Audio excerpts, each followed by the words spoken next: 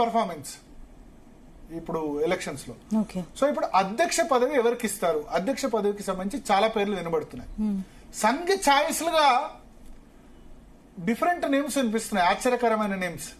అవి నరేంద్ర మోడీకి అస్సలే గిట్టని పేర్లు. సంజయ్ జోషి, చాలా ఈ జనరేషన్ చాలా మంది వినబడదు. సంజయ్ జోషి ఎక్కడ వాడు తెలుసా? ఆయన కూడా గుజరాతే. కానీ నరేంద్ర మోడీ అంటే అస్సలే పడదు.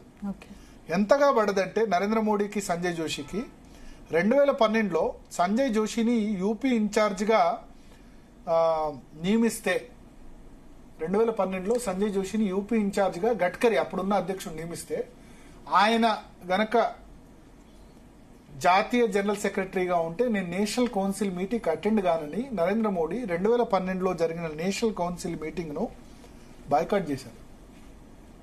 అప్పుడు గుజరాత్ ముఖ్యమంత్రి నరేంద్ర మోడీ. గుజరాత్ ముఖ్యమంత్రిగా 3వ ఎన్నికైన తర్వాత సంజయ్ జోషి ని జాతీయ ప్రధాన కార్యదర్శిగా నియమిస్తే, అప్పుడు గడ్కరీ అధ్యక్షుడుగా ఉన్నప్పుడు నియమిస్తే, ఆయన తీసేయండి అయితేనే నేను జాతీయ కార్యవర్గ సమావేశానికి అటెండ్ అవుతా అని చెప్పి పూర్తిగా చేసిన తర్వాత అప్పుడు ఆయన సంజయ్ జోషి తనంతట తాను రిజైన్ చేస్తే అప్పుడు నరేంద్ర మోడీ జాతీయ కౌన్సిల్ మీటింగ్ అటెండ్ అయ్యారు. అంత బద్ధ శత్రుత్వం ఉంది సంజయ్ జోషి నరేంద్ర మోడీ. సో ఇప్పుడు ఆ సంజయ్ జోషిని అధ్యక్ష పదవికి సంఘ్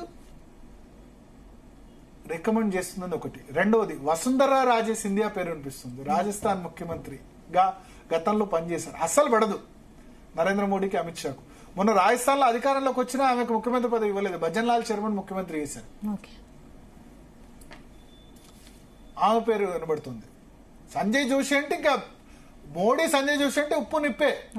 గుజరాత్ రాష్ట్రమే, కానీ వాళ్ళిద్దరికి అస్సలు పడదు. ఆయన గనక బీజేపీ జాతీయ ప్రధాన కార్యదర్శిగా ఉంటే నేను అసలు అంటే బహుశా మోడీ అంత అంటే డిసిప్లిన్ వ్యక్తి నరేంద్ర మోడీ, పార్టీ సంఘ్ ఏం చెప్తే అది చేస్తారు. అటువంటిది అంత అవుట్ ఆఫ్ ది వే వెళ్ళి సంజయ్ జోషి ఉంటే నేను అటెండ్ కానని అల్టిమేటం ఇచ్చి అప్పుడు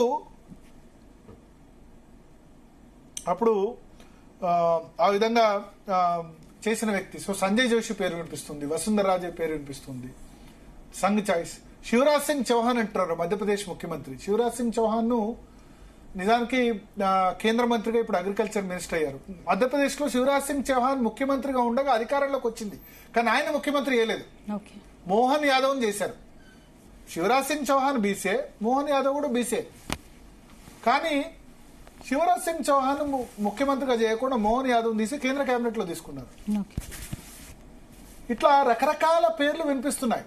యోగి ఆదిత్యనాథ్ అంటే కూడా పెద్దగా టర్మ్ మోడీ, అమిత్ షాకు యోగి ఆదిత్యనాథ్ మంచి సంబంధాలు లేవు. టికెట్ల సెలక్షన్స్ లో నరేంద్ర మోడీ, అమిత్ షా, ముఖ్యంగా అమిత్ షా మోడీ మాట నెగ్గనివ్వలేదు. మొన్న యూపీలో డిసప్పాయింటింగ్ రిజల్ట్స్. 37 చోట్ల సమాజ్వాదీ పార్టీ గెలవడం వెనుక, అంత యూపీలో అంత ఓటమి వెనుక యోగి ఆదిత్యనాథ్ ఎవరికైతే చెప్పారో వాళ్ళకి టికెట్లు ఇవ్వకుండా చేశారు, అందువల్ల ఓడిపోయిందని కూడా అంటున్నారు. అంటే ఇప్పుడు ప్రధాని రేస్ లో అమిత్ షా, రాజ్నాథ్ సింగ్, గడ్కరీ ఇలాంటి సీనియర్లకు ప్రధానికి సంబంధించి కంటే ముఖ్యంగా ఇప్పుడు పార్టీ అధ్యక్ష పదవి. ఎందుకంటే ప్రధానికి మంత్రికి ఇప్పుడు సెప్టెంబర్ 17 వరకు 70 సంవత్సరాల టర్మ్ అన్నది ఇంకా టైం ఉంది, 5 నెలల టైం ఉంది. ముందు జాతీయ అధ్యక్ష పదవి. నాకు తెలిసి సంఘ్ చెప్పిన వాళ్ళకి జాతీయ అధ్యక్ష పదవి ఒప్పుకుంటే నరేంద్ర మోడీ ప్రధాని సంబంధించి రిటైర్మెంట్ విషయంలో సంఘ్ పెద్దగా ఉండకపోవచ్చు. ఆ ఒప్పుకుంటారా లేదా, ఒప్పుకోవడం విషయంలోనే ఇంతవరకు కాన్ఫ్లిక్ట్ జరుగుతుంది. 2014లో 13లో